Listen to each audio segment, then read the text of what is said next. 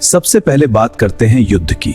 जब दुनिया के किसी हिस्से में युद्ध होता है तो हम अक्सर सोचते हैं कि यह सिर्फ उन देशों की समस्या है, लेकिन सच्चाई इससे बिल्कुल अलग है। आज की दुनिया एक दूसरे से इतनी जुड़ी हुई है कि एक देश में होने वाली हलचल का असर सीधे दूसरे देशों पर पड़ता है, और भारत भी इससे अछूता नहीं है। मान लीजिए, जब रूस और यूक्रेन के बीच युद्ध शुरू हुआ तो सबसे पहला असर पड़ा ऊर्जा यानी तेल और गैस पर। रूस दुनिया के सबसे बड़े तेल और गैस उत्पादकों में से एक है। जब उस पर प्रतिबंध लगाए गए और सप्लाई बाधित हुई तो पूरी दुनिया में तेल की कीमतें बढ़ने लगी। अब भारत की स्थिति समझिए। भारत अपनी जरूरत का लगभग 80% से ज्यादा कच्चा तेल विदेशों से आयात करता है। यानी जैसे ही अंतरराष्ट्रीय बाजार में तेल महंगा होता है, वैसे ही भारत के लिए तेल खरीदना महंगा हो जाता है, और इसका सीधा असर पड़ता है पेट्रोल और डीजल की कीमतों पर। जब पेट्रोल डीजल महंगा होता है तो ट्रांसपोर्ट महंगा हो जाता है, और जब ट्रांसपोर्ट महंगा होता है तो हर चीज की कीमत बढ़ जाती है, चाहे वो सब्जी हो, दूध हो या रोजमर्रा की चीजें। यानी एक युद्ध हजारों किलोमीटर दूर आपकी रोज की जिंदगी को सीधे प्रभावित करता है। लेकिन असर यहीं खत्म नहीं होता है। युद्ध के कारण ग्लोबल सप्लाई चेन भी प्रभावित होती है। यूक्रेन गेहूं और कई जरूरी खाद्य पदार्थों का बड़ा निर्यातक है। जब वहां उत्पादन और सप्लाई रुकती है तो पूरी दुनिया में खाद्य संकट पैदा हो सकता है। इसका असर भारत पर भी पड़ता है। या तो कीमतें बढ़ती हैं या सरकार को अतिरिक्त इंतजाम करने पड़ते हैं। अब एक और महत्वपूर्ण पहलू समझिए। युद्ध के समय देशों के बीच रिश्ते भी बदल जाते हैं। भारत को संतुलन बनाना पड़ता है। एक तरफ रूस के साथ पुराने और मजबूत संबंध, और दूसरी तरफ अमेरिका और पश्चिमी देशों के साथ बढ़ती साझेदारी। ऐसे में भारत को हर कदम बहुत सोच समझकर उठाना पड़ता है ताकि उसके राष्ट्रीय हित सुरक्षित रहें। युद्ध सिर्फ आर्थिक नहीं, सुरक्षा के लिहाज से भी भारत को प्रभावित करता है। अगर दुनिया में तनाव बढ़ता है तो भारत को अपनी रक्षा तैयारियों को भी मजबूत करना पड़ता है। रक्षा बजट बढ़ाना पड़ता है, नई तकनीक और हथियारों में निवेश करना पड़ता है। यानी सरकार के खर्च का एक बड़ा हिस्सा सुरक्षा पर जाने लगता है, जिसका असर दूसरे विकास कार्यों पर भी पड़ सकता है।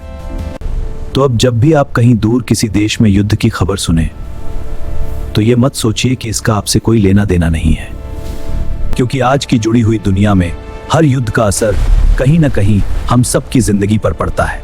अब बात करते हैं महंगाई की। महंगाई यानी इन्फ्लेशन, जो आज हर आम इंसान की सबसे बड़ी चिंता बन चुकी है। लेकिन क्या आपने कभी सोचा है कि महंगाई सिर्फ भारत के अंदर की समस्या नहीं है, बल्कि इसका सीधा संबंध पूरी दुनिया की अर्थव्यवस्था से है। जब दुनिया की बड़ी अर्थव्यवस्थाएं जैसे अमेरिका या यूरोप किसी आर्थिक संकट का सामना करती हैं, तो उसका असर सिर्फ उन देशों तक सीमित नहीं रहता। उदाहरण के लिए, जब अमेरिका में ब्याज दरें बढ़ती हैं तो वहां निवेश करना ज्यादा फायदेमंद हो जाता है। ऐसे में दुनिया भर के निवेशक भारत जैसे देशों से पैसा निकालकर अमेरिका में निवेश करने लगते हैं। इसका सीधा असर भारत पर पड़ता है। रुपया कमजोर हो जाता है, और जब रुपया कमजोर होता है तो विदेशों से आने वाली चीजें महंगी हो जाती हैं। जैसे कच्चा तेल, इलेक्ट्रॉनिक्स, मशीनें, सब कुछ महंगा पड़ने लगता है। अब सोचिए, जब चीजें महंगी आएंगी तो बाजार में भी महंगी ही बिकेंगी। यानी आम आदमी को ज्यादा पैसे खर्च करने पड़ेंगे। यही नहीं, जब कंपनियों का खर्च बढ़ता है तो वे या तो अपने प्रोडक्ट की कीमत बढ़ा देती हैं या फिर लागत कम करने के लिए कर्मचारियों की संख्या घटा देती हैं, जिसका असर पड़ता है नौकरियों पर। यानी ग्लोबल इकोनॉमी में थोड़ी सी भी हलचल भारत में महंगाई और बेरोजगारी दोनों को बढ़ा सकती है। अब एक और महत्वपूर्ण पहलू समझिए। जब पूरी दुनिया में मंदी, रिसेशन का खतरा होता है तो लोग खर्च करना कम कर देते हैं। इससे कंपनियों की कमाई घटती है, और इसका असर भारतीय कंपनियों पर भी पड़ता है, खासतौर पर उन कंपनियों पर जो विदेशों में व्यापार करती हैं। तो अब आप समझ सकते हैं कि महंगाई सिर्फ सब्जी या पेट्रोल के दाम बढ़ने तक सीमित नहीं है। इसके पीछे एक पूरी ग्लोबल कहानी छिपी होती है, जो आपकी जेब, आपकी नौकरी और आपके भविष्य को प्रभावित करती है। अब बात करते हैं दुनिया के सबसे बड़े पावर गेम की, अमेरिका और चीन के बीच बढ़ता तनाव। आज के समय में ये दोनों देश सिर्फ आर्थिक ताकत नहीं है, बल्कि पूरी दुनिया की राजनीति को प्रभावित करने वाले दो बड़े केंद्र हैं। अमेरिका एक तरफ लोकतंत्र और खुले बाजार की बात करता है, वहीं चीन अपने अलग मॉडल के साथ तेजी से आगे बढ़ रहा है। इन दोनों के बीच व्यापार, टेक्नोलॉजी और सैन्य ताकत को लेकर लगातार टकराव बना रहता है। अब सवाल उठता है, इसका भारत पर क्या असर पड़ता है? सबसे पहले बात करते हैं व्यापार की। चीन भारत का एक बड़ा व्यापारिक साझेदार है। भारत कई जरूरी सामान जैसे इलेक्ट्रॉनिक्स, मशीनरी और कच्चा माल चीन से आयात करता है। इसका मतलब भारत में सामान की कमी और कीमतों में बढ़ोतरी। लेकिन हर चीज का सिर्फ नकारात्मक असर नहीं होता है। जब बड़ी बड़ी कंपनियां चीन से बाहर निकलने की सोचती हैं, तो वे नए देशों की तलाश करती हैं। ऐसे में भारत एक बड़ा अवसर बनकर सामने आता है।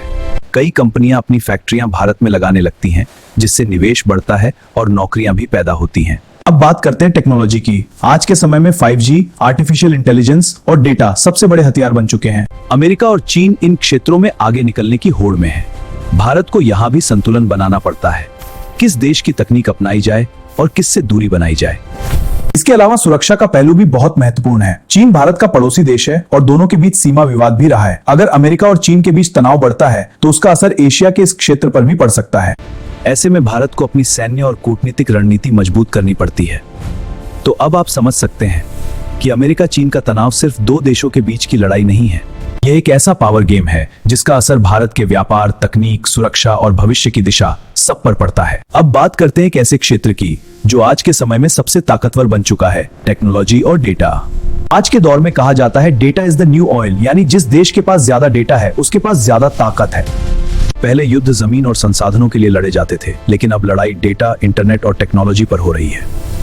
अमेरिका और चीन इस रेस में सबसे आगे हैं, जहां दोनों देश 5G, आर्टिफिशियल इंटेलिजेंस और साइबर टेक्नोलॉजी में बढ़त हासिल करने की कोशिश कर रहे हैं।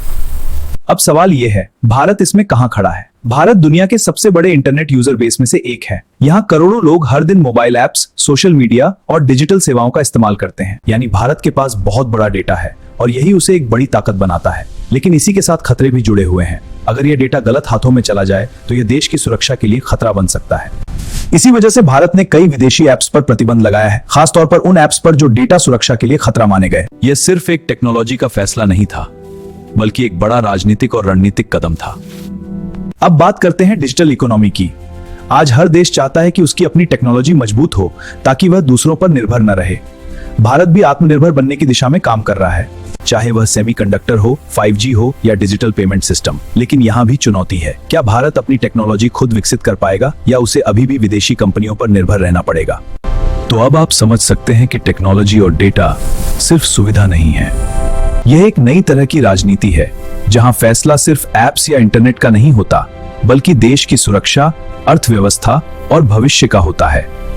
तो दोस्तों, आपने देखा कि ग्लोबल पॉलिटिक्स का असर सिर्फ न्यूज तक सीमित नहीं है, यह आपकी जेब, नौकरी और भविष्य तक पहुंचता है। लेकिन अभी बहुत कुछ बाकी है। पार्ट 2 में हम जानेंगे भारत कैसे इन ग्लोबल ताकतों के बीच अपनी रणनीति बनाता है और क्या भारत सुपर पावर बनने की ओर बढ़ रहा है। अगर आप पार्ट 2 चाहते हैं तो कमेंट में जरूर बताएं।